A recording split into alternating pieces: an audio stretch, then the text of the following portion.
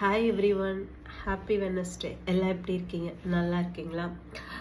நமக்கு ஏன்டா எனக்கு மட்டும் இப்படி நடக்குது, நான் என்ன செஞ்சேன், நான் என்னடா பண்ணேன், என்னை ஏன்டா இப்படி செய்கிறீங்க அப்படின்ற ஒரு ஃபீல் என்னைக்காவது உங்களுக்கு வந்திருக்கா?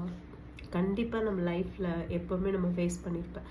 நான் மாட்டும் நான் அமைதியாக தான்டா இருக்கேன், அந்த சுச்சுவேஷனில் நான் ஏதோ யோசிச்சுட்டு இருந்தேன், ஏன்டா என்னை இப்படி பண்ணுறீங்க அப்படின்னு இருக்கும்ல.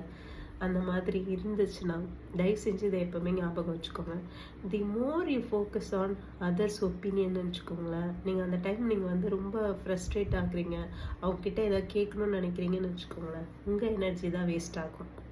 What are the problem you are facing in your life, just take the paper and right it. எல்லாத்தையும் எழுதுங்க. இதை இப்படி கிட்ட வச்சு பார்த்தீங்கன்னா எல்லாமே முடிஞ்சிடும். அதுவே தூர வச்சு பார்த்தீங்க ப்ராப்ளம் ஒன்றுமே இல்லை. அப்படியே இப்படி அழகாக விசிறி விட்டுட்டு அப்படியே ராக்கெட் மாதிரி பண்ணி அப்படியே தூக்கி போட்டுட்டு அடுத்த வேலையை பாருங்கள். சீரியஸ்லி, இதுக்கெல்லாம் ஃபீல் பண்ணலாமா பாஸ்? லைஃப்பில் எவ்வளவோ பார்த்தாச்சு. இந்த சின்ன சின்ன விஷயம் அவங்களுக்கு போய் எக்ஸ்ப்ளனேஷன் கொடுக்குறது, அவங்கள வந்து எப்போ புரிஞ்சுக்குங்கன்னு சொல்கிறது, இதெல்லாம் வேஸ்ட் ஆஃப் டைம்.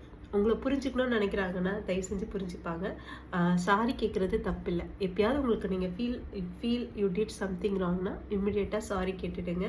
சாரி கேட்குறது ஒரு நல்ல பழக்கம். அதுக்குன்னு அதையே யோசிச்சுக்கிட்டு அதுலேயே உட்காந்துக்கிட்டு ஐயோ இப்படி ஆயிடுச்சு அப்படி ஆயிடுச்சு அப்படின்னு யோசிச்சுட்டு இருந்தீங்கன்னு வச்சுக்கோங்க, நம்ம வேலையை யாரும் பண்ண மாட்டாங்க. நல்லா ஞாபகம் வச்சுக்கோங்க, நம்மளோட மனசுன்றது ஒரு அழகான ஒரு மேன்ஷன் மாதிரி. அதில் நீங்கள் கலர்ஃபுல்லாக எல்லாமே பண்ணிக்கலாம், ஓகேங்களா? ஆனால் அந்த மேன்ஷனோட டோரை ஓப்பன் பண்ணி வைப்பீங்க, நிறைய பேர் உள்ளே வருவாங்க, கூட இருப்பாங்க, திடீர்னு வெளியே போவாங்க. வெளியே போகும்போது ஐயோ போகிறாங்களேன்னு சொல்லிட்டு அவங்க கூடயே போயிட்டீங்கன்னு வச்சுக்கோங்க, உங்கள் மேன்ஷன் அப்படி பழுதாகி அசிங்கமாக ஆகிடுங்க.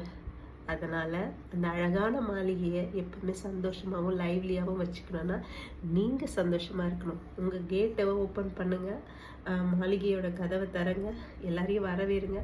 சம்டைம் போகிறேன்னு சொல்கிறவங்கள தயவு செஞ்சு போக விடுங்க, அவங்க கூடயே போயிடாதீங்க. ஏன்னா நமக்கு நம்ம கோயில் போல் இருக்கிற மனசு தான் ரொம்ப முக்கியம், சரிங்களா? ஸோ இதே மாதிரி நம்ம பாசிட்டிவாக லைவ்லியாக நிறைய விஷயங்கள் பேசலாம். ஜெயா சர்வைபர் மறக்காமல் ஃபாலோ பண்ணுங்கள்.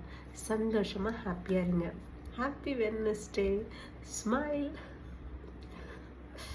ஓகே, பாய்.